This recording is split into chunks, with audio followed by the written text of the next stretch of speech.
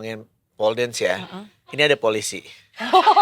Pole dance, polisi. Nampol. Iya kan? Yang Heeh. satu ini soalnya spesial banget. Nah dia suka olahraga juga. Karena sekarang lagi olahraga, lagi lari Masa? lari pagi. Masa? Kita sapa dulu kali ya. Kita siapa tahu dapat view-view lagi di mana gitu dia ya. Wow, selamat pagi. Ada Ibda Edwin. Ibda Edwin. Hai Ibda. Hai. Sebentar, kita cek dulu. Namanya adalah Ibda Edwin Ricardo Mangare, Kapolsek Nanipa, betul? Ya, dengan saya. Halo. Kita manggil apa nih, Halo. Pak Edwin? Ya, Pak Edwin, nama panggilannya Pak Edwin. Pak Edwin aja. Pak Edwin dengar-dengar lagi lari pagi hari ini, apalagi jalan santai atau gimana nih? Nah, biasa kita tetap fokus di pelayanan. Kalau memang ada laporan pagi ya kita. Oh, lagi laporan Aktivitas pagi ya kita. Oh, Kalau ada waktu luang kita olahraga. Kalau memang ya tugas lebih penting lah. oh iya benar. Berarti biasanya coba kita tanya, kalau Pak Edwin, olahraganya biasanya ngapain tuh Pak? Olahraga itu kalau untuk saya tuh jalan juga bagus jalan. Jalan. Betul. Aku juga suka jalan, Pak. Mm-mm. Iya, katanya kalau Jalan. mau ngurangin lemak di badan malah jalan lebih bagus heart katanya rate-nya ya. harus yang terjaga gitu. Bapak Edwin biasanya seminggu berapa kali Pak olahraga? Saya biasa di hari libur, Bu. Oh di Atau hari sore. libur. Sore bisa. Atau sore-sore? Soalnya ada waktu luang ya kita olahraga. Ah mantap. Tapi kelihatannya nih Pak Edwin juga kalau ada waktu luang selain olahraga juga ini ya. Bikin anak-anak binaan jadi punya workshop supaya bisa mengurangi limbah juga. Bener. Kita dengar-dengar katanya Pak Edwin tuh ngajarin anak-anak untuk bikin ekopilo nih di Kecamatan Manipa, Maluku. Oh. Ini Iya, nih Pak. wilayah kepulauan Iya. yang nggak punya tempat pembuangan akhir. Coba boleh cerita sedikit nggak sih Pak? Kok bisa ada tempat atau wilayah yang nggak ada tempat pembuangan akhirnya nih Pak? Memang saya menjelaskan awalnya saya kan bertugas di sana sudah kurang lebih 7 bulan dari bulan Maret. Jadi di Kecamatan Kepulauan Nipa itu kan merupakan pulau tersendiri Pak. Mhm. Dia bagian dari Pulau Seram bagian barat Provinsi Maluku, namun dia tersendiri memang. Jarak tempuhnya dia berpisah dengan Pulau Seram. Berarti harus pakai ini lagi, kapal lagi buat ke sana. Ya kita harus menggunakan speedboat. Oh. Kurang lebih 3 jam dari Kota Ambon. Bahasa.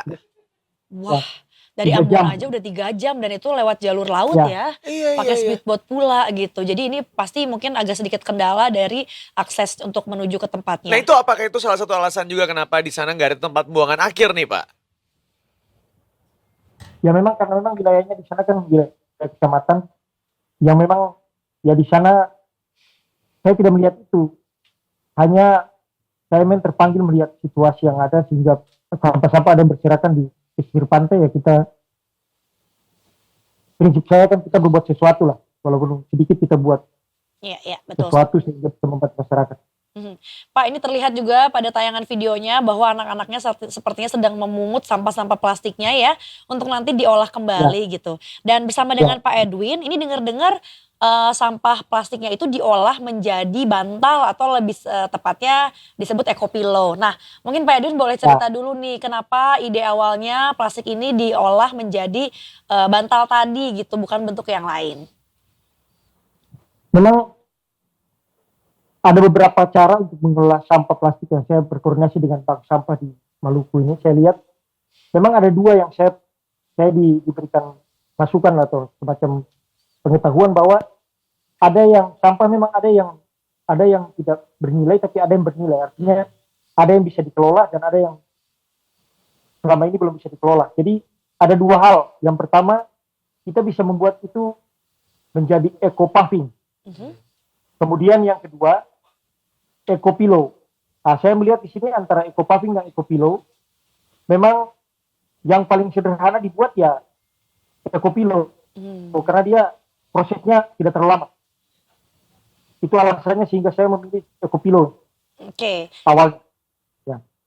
Ya, jadi ini ya untuk pengelolaannya lebih gampang dan lebih singkat juga. Iya. Ya. Pak, sejauh ini si ekopilo ini tuh langsung digunakan oleh masyarakat atau mungkin siapa tahu nih membuka mata pencaharian yang baru juga. Apakah mungkin ada yang dijual juga?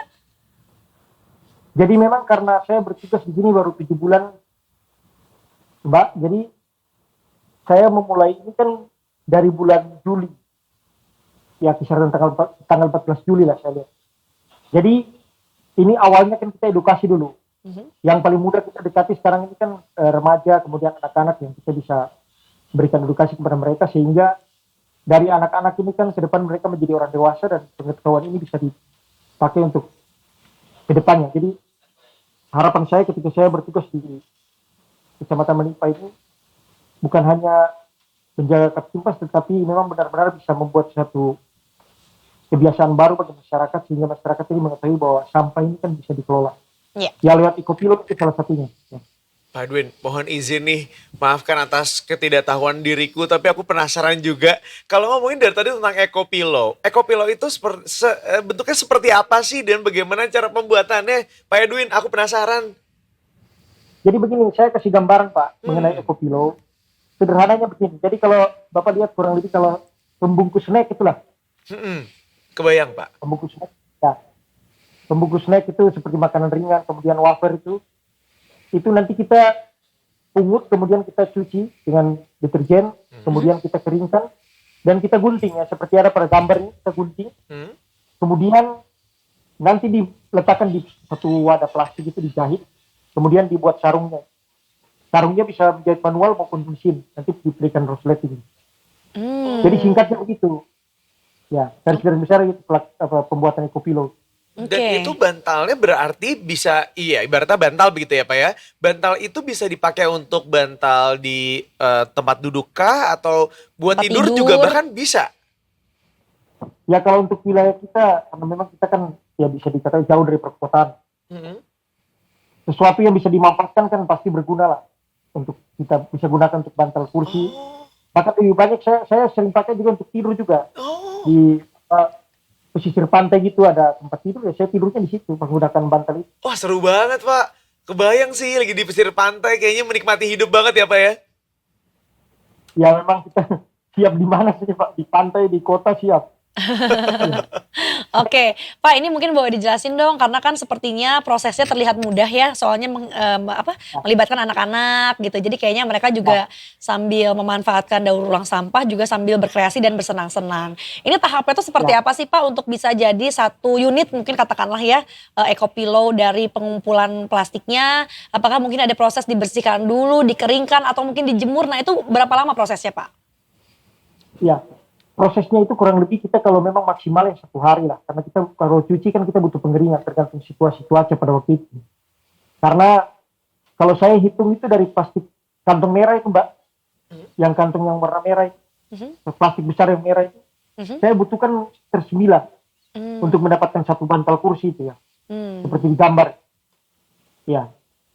Jadi memang sangat membantu apabila setiap warga atau setiap anak punya bantal kursi pasti bantal sejenis ini pasti sampah itu pasti berkurang. Oke, ini ya kelihatan ya lucu sekali dengan warna-warna yang berbeda karena kan hasil dari gunting-guntingan gitu. Pak, Ya itu warna-warna itu ya. kemudian untuk jenis plastiknya apakah ada dibeda-bedakan atau semuanya? Karena mungkin kan ada katakanlah dari botol plastik misalnya atau tadi juga dilihat di gambar ada seperti plastik bekas bungkus makanan ciki-ciki anak-anak gitu. Ya benar. Memang kalau plastiknya kalau ciki kita memang itu satu jenis sudah kita langsung gunting saja. Tetapi itu kita tidak menggunakan untuk bantal ekopilo kita tidak menggunakan bekas aqua atau sejenis botol itu karena itu termasuk dalam proses di eco-puffing nanti eco-puffing. Kalau ekopilo dia di yang lentur lah. Snack itu kan dia tidak itu. Kalau plastik kan dia sifatnya keras jadi belum bisa untuk bantal. Tidak tepat untuk bantal, hanya ekopilo yang bisa naik itu di ekopilo. Oke, Pak Edwin, kepikiran gak sih buat mendistribusikan ekopilo ini yang kemudian juga dijual agar bisa menambah gitu ya pendapatan dari adik-adik kita yang melakukan ini gitu, melakukan ekopilo ini? Ya kalau ya bagus masukannya tuh saya ya masukan ini baik juga. Tetapi memang di lapangan ini kan keberadaannya memang plastik-plastik yang ada ini kan selain dia ada tapi dia juga terbatas sebenarnya. Karena kita membayangkan saja kalau satu anak dia menggunakan plastik sekitar 9 kantong, kalau jumlah anaknya sekitar 500 saja sudah bisa selesai plastik-plastik di daerah kecamatan itu. Targetnya begitu. Oke. Jadi kalau untuk jual kita belum yang pastinya sekarang kenyataannya belum ke arah sana karena untuk digunakan pribadi dulu. Ya karena soalnya orang-orang zaman sekarang, Pak Edwin kayaknya udah pada mulai peduli juga sama lingkungan gitu ya. Jadi segala sesuatu yang berhubungan dengan lingkungan kayak gini tuh biasanya ada tuh pangsa pasar sendiri gitu kan. Kayaknya menarik aja kalau misalnya sekarang ada orang yang mau membeli produknya dan kemudian tuh punya nama sendiri gitu. Kayak misalnya Eko Pillow Manipa gitu misalnya. Kayaknya kan menarik ya Pak. Jadi Yang menarik pas itu. iya, jadi bisa memasarkan Manipanya juga. Siapa tahu makin banyak juga para wisatawan atau turis yang mau main ke Manipa sana ya Pak ya. Iya. Yang pastinya karena wilayahnya kan udah pesisiran. Oh, Kedepannya yang penting saya punya target itu memang harus sampah plastik ini kita memang harus selesaikan karena ini berpikir tentang jangka panjang. Ya. Bukan Oke. hari ini saya masih akan datang. Ya Iya. karena butuh jutaan tahun untuk menguraikan ya. Betul. Pak Ya. Edwin, kalau komentar dari orang tuanya seperti apa nih melihat anak-anaknya gitu berkegiatan, kegiatannya positif dan juga sambil bikin workshop Eco Pillow karena kan tadi dengar-dengar juga bisa sampai seharian ya aktivitasnya. Mungkin juga ini orang tua melihatnya kayak ya udahlah anaknya daripada main-main gak jelas, mendingan sekalian aja nih nongkrong sama Ibda Edwin gitu, jelas-jelas jadi barang yang berguna dan juga mengurangi limbah. Gitu seperti apa sih komentar orang tua di sana? Jadi memang kalau saya melihat keadaan di sana, memang anak-anak itu sukanya beraktivitas di lapangan karena kita terkendala dengan jaringan sinyal Oh. 4G ini juga masih terkendala juga di sana. Jadi memang aktivitas anak itu banyak bermain seperti zaman-zaman 90-an lah. Ah, Ya, jadi memang ya kita memang menyatu dengan ya memang karena kegiatan mereka kan tidak di main game atau apa, mereka lebih fokus di kehidupan yang nyata lah, tidak di dunia maya gitu. Tapi mereka memang aktivitasnya memang lebih baik mereka dan menjalani itu karena memang aktivitas pilihan sambil bermain mereka bisa sama-sama kita orang tuanya sangat mendukung karena memang bagian daripada kecintaan terhadap lingkungan kan kita yang positif pasti didukung oleh pihak pemerintah desa, kemudian apalagi orang tua pasti sama-sama kita. Ini kayak blessing in disguise aja gitu ya. Di satu sisi sebenarnya agak miris karena Belum ada sinyalnya sinyal. belum terlalu Oh. bagus di sana. Tapi di sisi lain dengan gak ada sinyal, maka adik-adik kita, anak-anak kecil yang ada di sana justru punya kesempatan untuk bermain permainan yang ibaratnya sosialisasinya langsung. juga lebih banyak, ketemu sama lebih banyak orang. Kreativitasnya juga otomatis akan terpacu gitu ya. Ya salah Betul. satunya dengan membuat Ekopilo yang satu ini kan bikin adik-adik kita sekarang punya kemampuan lebih kan. Betul, ya yang mana sebetulnya itu dikangenin Pak katanya sama orang tua zaman sekarang untuk Iya. bisa punya anak-anaknya yang masih interaksi langsung karena semuanya kan sekarang sepertinya sudah terpaku dengan gadget ya. Pak Edwin, tapi kalau Ya. boleh tahu untuk masyarakat yang tinggal di Pulau Manipa Maluku ini rata-rata mata pencahariannya tuh apa sih Pak utamanya? Apakah mungkin nelayan atau mungkin berkebun? Iya berkebun ya hasilnya cengkeh, kemudian kalau nelayan ikan melaut. Oke, jadi dua itu ada ya, mata pencarian berkebun dan melaut gitu ya. Nah, Pak Edwin, ini kan sekarang sepertinya sudah berjalan ya untuk mendaur ulang sampah-sampah plastik yang lebih lebih fleksibel gitu ya, seperti tadi bungkus ciki atau makanan ringan. Nanti berikutnya apakah kepikiran juga nggak sih Pak untuk ke tahap berikutnya? Karena saya yakin juga sepertinya sampah plastik dari botol-botol minuman juga nggak kalah banyaknya ya. Apakah nanti sudah ada ke arah sana juga Pak untuk mengembangkan lebih lanjut?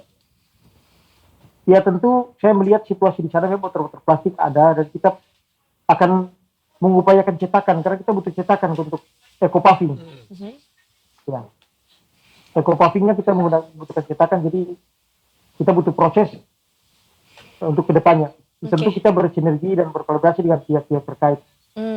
Begitu. Ada harapan gak dari Pak Edwin mungkin siapa tahu ya kalau ternyata dikirimin Pak alatnya gitu untuk bisa akhirnya mencetak karena bisa jadi ini sampah-sampah yang lebih keras ini plastiknya tuh bisa jadi kayak sampai ke kursi kan gitu ya Pak ya seperti yang kita tahu juga dan itu bernilainya lumayan tinggi sih Pak karena dilihat selain dari nilai gunanya tapi nilai estetikanya juga gitu. Ya, sejauh ini saya tertarik memang dengan eco-paving ke depannya karena di sana pesisir pantai dan salah satu bahannya kan pasir. Ya. Ya. Botol aqua itu kan nanti dicampur dengan pasir juga kalau dalam proses pembuatan eco-paving yang saya pelajari. Jadi memang potensinya ke depan bahkan nanti eco-paving ini mungkin bisa lebih ya karena sifatnya botol aqua ini kalau di laut kan dia tetap akan ke pesisir. Kalau dia masih dalam tertutup kemudian ada udara di dalam, dia pada musim-musim tertentu dia akan naik ke pesisir. Itulah kesempatan kita mengumpulkan. Oh, Oke. iya. Pak Edwin, ini kendalanya sebenarnya di apanya sih Pak? Ketika tadi Bapak kan bilang saya mau sebentar lagi menyasar eco paving gitu ya. Apakah kemudian butuh peralatan kah atau mesin yang mahal untuk mengelola eco pavingnya, atau ada kendala lainnya nih Pak? Siapa tahu lagi ada yang denger, nanti tiba-tiba ada Dikirimin bantuan alatnya, dana oh. atau alatnya bahkan gitu ya. Boleh diceritakan Pak Edwin? Kalau kita akan mengupayakan yang ada lah. Tapi kalau memang ada yang membantu ya kita bersyukur karena Sangat terbuka ya Pak ya? kita tidak bisa Pak di dunia ini kita sendiri, pasti Benar. harus bersinergi. Kan gotong royong ya Pak konsepnya ya? Betul. Ya. Berarti apa tuh Pak kendalanya? Apakah karena memang butuh mesinnya kah atau seperti apa sih Pak? Ya kalau kita yang manual pun sudah bagus kalau ada. Memang kita lagi menyiapkan. Hanya sementara ini kan saya harus menyelesaikan yang tentang ekopilo. Harus benar-benar berdampak karena harus ada kegiatan-kegiatan yang betul-betul bersama, jumlah besar. Dan akan itu ke depan saya akan menargetkan memang contoh di setiap sekolah nih. Seperti sekolah satu ini saya sosialisasi memberikan edukasi ke sekolah ya. Kita targetkan lah sekolah ini jumlahnya berapa gitu. Contoh bantal ekopilonya kita minta 10 gitu. Saya siapkan sarung bantalnya 10. Bayangkan aja kalau sudah 5 sekolah kan sudah 50. 50 kalau dikali dengan 9 tas plastik kresek merah itu ya lumayan banyak itu plastik yang sudah dikumpulkan. Betul, amin mudah-mudahan bisa terlaksana ya Pak. Dan tadi juga sebetulnya kita sama-sama mengencourage nih, siapa tahu ada yang nonton tayangan ini gitu ya, bisa mewujudkan keinginan Bapak juga yang lebih besar untuk nanti bisa mengolah sampah-sampah lainnya dalam bentuk plastik yang lebih keras juga. Pak, tapi sejauh ini bantal ekopilo yang sudah diproduksi nih, yang ada di Pulau Manipa gitu ya, ada setiap rumah udah ada satu nggak Pak? Atau mungkin cuma setiap rumah yang ada anak kecilnya, karena mungkin anaknya yang habis ikutan workshop dibawa pulang ke rumahnya gitu? Belum. Sementara ini memang karena kita di sana punya rumah baca. Jadi Babin Kaptipas di wilayah salah satu dusun dan desa di sana, itu sementara yang aktif memang anak-anak itu yang ada di rumah baca. Di Walang Baca itu rumah baca. Kita punya rumah baca di sana juga yang baru didirikan. Sehingga anak-anak ini yang seringkali aktif di dusun dan desanya. Belum semua Mbak. Hanya kalau di polsek saya juga menggunakan tiap hari. Di kantor Bapak sudah ada ya bantal-bantal hasil karya anak-anaknya ya? Ya itu sambil santai di pesisir pantai, sambil tiduran pakai bantal, sambil minum kelapa muda atau enggak kopi. Wah, enak banget itu, nggak ada lawannya itu. Iya benar Pak. Ya kita biasanya kalau di kota kan merindukan laut, tapi kalau orang di laut dia Pengen ke kota ya Pak, bener. Udah bosan Kita ya Pak selalu ya? pengen punya yang kita nggak punya Pak. Ya, Wah Pak, berarti targetnya seperti apa Pak? Kan tadi disampaikan katanya sekarang mau fokus dulu untuk ekopilo, setelah itu eco paving ya. Kira-kira targetnya di tahun kapan tuh Pak ya akan beralih ke eco paving? saya benar-benar harus melihat dampak. Jadi memang untuk sementara ini kan ada di 2 desa yang saya sudah dekatan mengenai eco paving. Ini nanti ke seluruh sekolah dan setelah itu baru saya harus ke eco paving. Jadi selesaikan yang ada dulu. Kita berikan pemahaman kepada masyarakat karena bagi saya bertugas di situ kan tidak mungkin selamanya di situ. Betul Pak, itu dia. Nah, jadi yang saya bisa tinggalkan hanya satu pengetahuan atau satu kebiasaan, menjadi satu kebiasaan buat anak-anak sehingga walaupun ketika saya sudah tidak bertugas itu ada sesuatu pesan yang jangka panjang yang saya bisa berikan buat mereka. Jadi meninggalkan apa Pak? Hanya itu saja. Iya setuju satu banget. inovasi ini yang Benar-benar Pak. Jadi siapa tahu nanti mungkin justru anak-anak ini ya yang akan menjadi penerus kita, yang akan mengembangkan Pak teknologi dari pengolahan sampahnya. Jadi mungkin di awal Pak Edwin ajarin untuk mengolah limbah yang kecil-kecil, sampah-sampah ciki. Lama-lama siapa tahu mereka tergerak untuk nanti seiring dengan mereka tumbuh besar, mereka sampai bisa ngolah sampah yang lebih banyak lagi dan mungkin menggunakan alat yang mereka upayakan sendiri juga nantinya ya Pak ya. Ya. Saya yakin pasti bisa ke depan, apalagi sekarang kan banyak anak-anak inovasi. Cetakan itu kan bisa dibuat dengan betul arah sekali. lebih ahli lah. Kita hanya memberikan motivasi inovasi ini untuk membagikan kesadaran. Iya, luar biasa. Betul. Mudah-mudahan ini anak-anak yang sekarang udah sering duduk bareng sama Pak Edwin, sudah terbiasa mengolah sampah. Jadi mereka tuh tertanam dalam dirinya ya Pak ya, bahwa sampah itu sebisa mungkin kita yang uraikan sendiri dalam bentuk nilai guna benda yang lebih bermanfaat lagi. Betul, dan mudah-mudahan bisa belajar banyak dari Pak Edwin gitu ya, sebagai seorang polisi yang tidak hanya ibaratnya membantu sampah-sampah masyarakat gitu ya, tapi juga bisa membantu sampah-sampah lainnya untuk berguna bagi masyarakat ya Pak ya. Sebagai Sampah benda ya. Ya memang prinsipnya begitu Pak. Kalau saya pribadi intinya kita berguna, hidup ini yang penting kita bisa berguna pada Iya, pada saat benar. kita bertugas. Amin, amin ya rabbal alamin. Terima kasih Kita banyak bisa Bapak.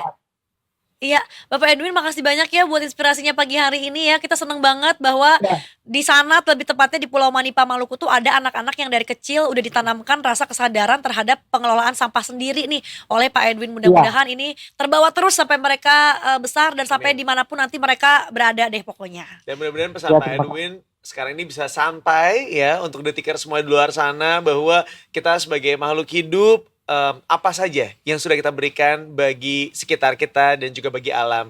Coba dipikirkan dengan baik dan silahkan renungkan ya. Pak Edwin, terima kasih banyak sekali lagi pada Ibda Edwin Ricardo Mangare dari Kapolsek Manipa. Terima kasih Pak Edwin, selamat bertugas kembali. Salam buat teman-teman di sana, salam buat adik-adik di sana juga ya Pak ya. Sampai jumpa. Selamat bertugas. Ya.